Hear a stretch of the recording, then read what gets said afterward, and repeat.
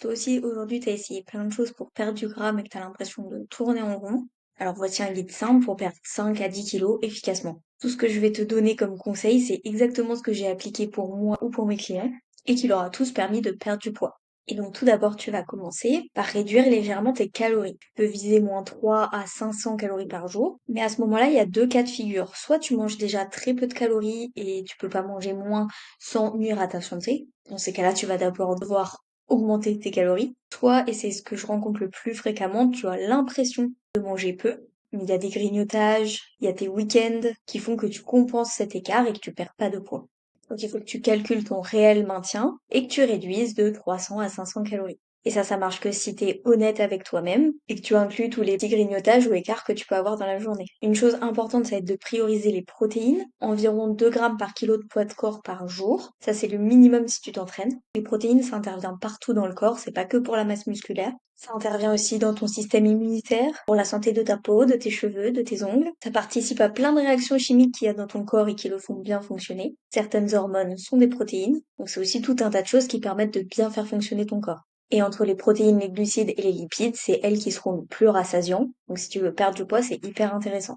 Mais justement, il faut pas négliger ces glucides et les graisses, les lipides, et surtout, il ne faut pas les couper. On en a besoin. Si tu veux garder de l'énergie, progresser à l'entraînement ou si tu veux préserver tes hormones, tu en as besoin. Tu peux les baisser progressivement, mais il faut pas les couper totalement. Sache que les glucides aident à réguler ton sommeil, donc n'aie pas peur d'en manger le soir. Une chose qui va te faire économiser beaucoup de calories, c'est d'éviter toutes les calories liquides. Forcément l'alcool, tous les cafés ou les chocolats un peu enrichis avec de la crème ou des sirops sucrés, les sodas évidemment. C'est plein de petites choses qui te rajoutent des calories, mais comme c'est liquide, ça te cale pas vraiment. Surtout qu'il y a plein d'alternatives, les sodas zéro, ou juste un café avec du lait. Ce qui va être intéressant, c'est d'augmenter ta dépense. Ça va être intéressant pour ta perte de poids, mais aussi pour ta santé. Le corps est fait pour bouger. Tu peux augmenter tes pas par palier de 2000 pas, jusqu'à atteindre les 10 000 pas par jour. Tu peux aussi ajouter du cardio. Ça ajoute de la dépense, certes, mais c'est aussi très intéressant pour tout ton système cardiovasculaire et comment ton corps va utiliser la nourriture que tu lui donnes. Donc aussi hyper intéressant pour ta santé. Pas besoin de faire 2 heures tous les jours. Ajoute 15 à 20 minutes après tes séances de musculation et tu peux augmenter par palier de 5 à 10 minutes si besoin. Et justement, entraîne-toi 3 à 5 fois par semaine. C'est pas ce qui va entraîner une très grande dépense en termes d'énergie et de calories, mais c'est vraiment ce qui va te donner une silhouette tonique et cette prise de muscle. Et la prise de muscle, pour la santé, c'est super intéressant. Donc c'est vraiment idéal de l'intégrer à sa routine. Répartis bien tes repas, une majorité d'aliments bruts.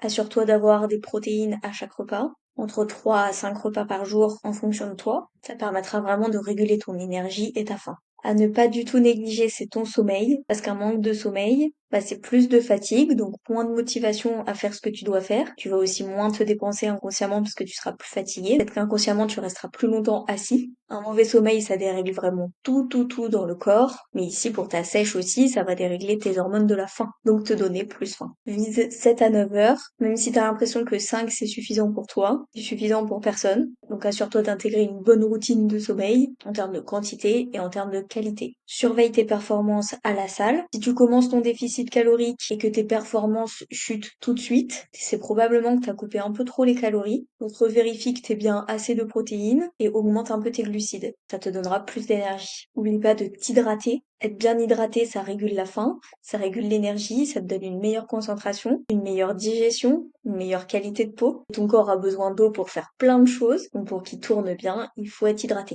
Tu peux boire entre 2,5 à 3,5 litres par jour en fonction de là où tu habites, en fonction du sport que tu pratiques et de ton activité physique quotidienne. Peut-être aussi de ton métier du coup. Surtout, fais simple. Fais au plus simple. Planifie tes repas, fais des repas simples à préparer que tu aimes et que tu peux répéter. Limite sans supprimer les sorties au restaurant. Moins t'as de maîtrise sur ce que tu fais, moins t'es précis, moins vite sera la progression. Et surtout, suis ce que tu fais. Donc pèse-toi 3 à 7 fois par semaine, fais une moyenne et compare cette moyenne au fil des semaines. Compare pas un poids du jour. Il y a trop de choses qui influencent le poids. Un poids pris sur un jour donné, c'est pas du tout représentatif. Ça veut rien dire. À ça, ajoute le fait de prendre tes mensurations, de te prendre en photo. Comme ça te fera plusieurs données à analyser pour voir si tu progresses ou non. Et là où beaucoup de personnes échouent, c'est quand ils négligent l'après-perte de poids. Pour perdre du poids, tu vas mettre des des actions en place. Parce que ce que tu fais aujourd'hui, c'est des habitudes que tu as qui te font maintenir, voire prendre du poids. Donc dans un processus de perte de poids, tu vas modifier petit à petit ces habitudes, mais si tu reprends ces mêmes habitudes après avoir perdu du poids, bah tu vas revenir à ta situation initiale.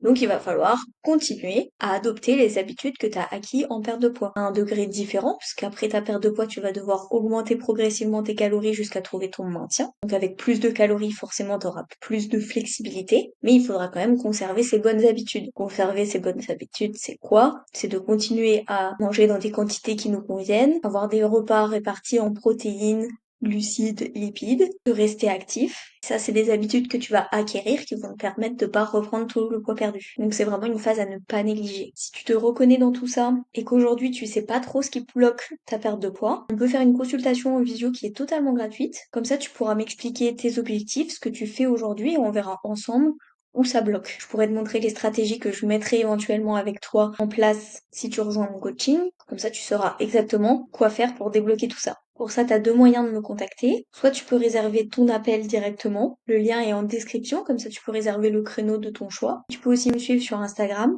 FitMiniAxel. C'est là où je partage le plus de conseils. Et si tu as des questions, tu peux m'envoyer un DM, j'y réponds avec plaisir.